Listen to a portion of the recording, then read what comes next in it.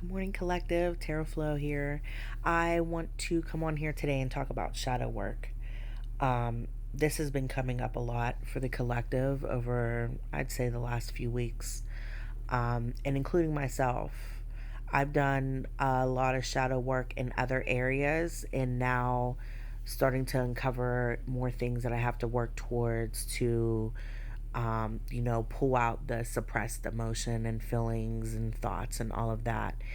And for those of you struggling with the shadow work, you've probably to some extent have been experiencing it, doing it, and might not even be aware if you're not currently aware of what shadow work is.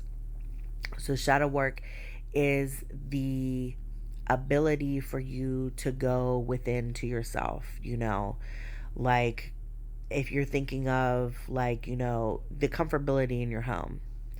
Normally a home, people don't normally go into the basement. Sometimes they're afraid of the basement and it's a little dark, and it's cold down there, and it might be a little damp and leaking, and there's probably mold, and it's just not a comfortable part of the home. However, when you're doing the shadow work, you go into the lower basement of yourself and you tidy up and you clean up and you start giving attention and recognition to the parts of yourself that you've suppressed. So, for me, for example, over the last year, I've been doing shadow work and working on me not suppressing certain emotions and me speaking up when I need to, especially in times where I feel attacked and all of that. I have a history of abuse. So trauma has made me for a really long time passive aggressive, and I just been like a people pleaser and all of that. So for the last year, as I'm working on that shadow work, I'm allowing my shadow to come out because I was so timid and never wanted to cause confrontation or drama. I was really quiet. Over the last year, I'm speaking up in a way that others think that I'm being the villain. However, that's a part of me that a lot of people are not familiar with because previous to me doing the work a year ago, I wasn't that type of person. I wasn't speaking up. And so when you start doing the shadow work and you start uncovering the parts about yourself that maybe you're shameful about, your regret, your guilt, all of that, you start coming to scenarios where you're being triggered by people outside of you, and those people tend to have the same quality as you, which is why you're being triggered. So to some extent, it's kind of like a testing process. Like, it's putting you through the process of interacting with another person that has the same suppressed quality as you.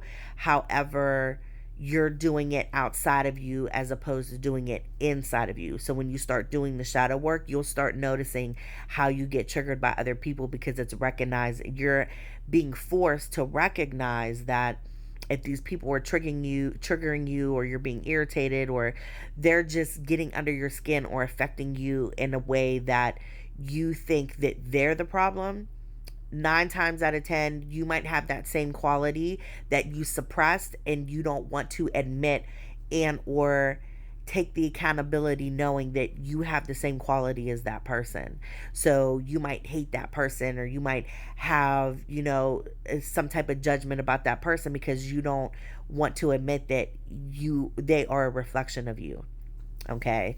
And so as you're doing the shadow work, as you start uncovering things, you start integrating your shadow, and your shadow helps you become a better person. It helps with your identity. And if you've been a passive aggressive person or very timid and just like watering yourself down to make other people comfortable, your shadow will literally come out and help defend you. And then other people are going to be like, oh my God, where did that come from? Because I'd never heard her or witnessed her act like that before. However, that's what's necessary. That's what you're supposed to be doing. And then as time goes on, when you get more and more consistent with the shadow work, you start to realize that your shadow actually has certain qualities that you need to be your authentic self. Especially if you've had a rough childhood, if you've been through physical abuse, even if it's mental abuse, emotional abuse, if you've been in situations where you had to self abandon and then it became a habit over time that you're just like, no, I step away, I don't like the confrontation, I this and that. That's a trauma response, right? And so over time, you start to become more whole with all the inner parts of yourself, right?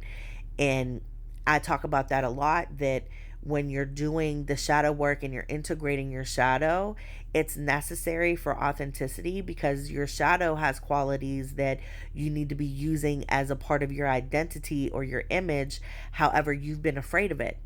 So going into the lower basement part of yourself to uncover your darkness is it's a very healthy practice that will lead you towards you know um becoming more an energetic match for what it is that you want. And for a lot of people, they don't realize that the blockage is themselves. It's not anybody else. Sometimes there are obstacles that happen outside of us that we can't control. However, the things that we can control are locked deep within us, right? And especially when it comes to like unlocking your abundance and unlocking your skills, your skill set, your talents, your capabilities that can be useful to you. When you start doing the shadow work, all of that starts to come out.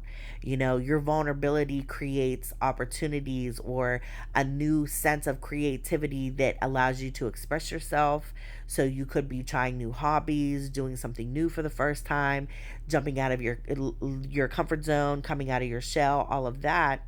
And as we are moving into these new unfamiliar spaces, it's really important that we continue doing the shadow work so that we're not pointing the finger at other people when somewhere deep down inside we know we have to work on us, and sometimes we're a part of the problem, right? So this is just a reminder to, do some research on shadow work, and try to allow yourself to implement it as a part of your spiritual practice and allow it to help you become authentic. And for a lot of people, they might struggle with it because when your shadow comes out, it could be very overbearing, and that's because your shadow has been locked in your lower basement for so long that it wants attention. So now it's screaming at people. And some people who are not aware of that might say that you're angry or you're lashing out. However, it's a need for you to express that part of yourself.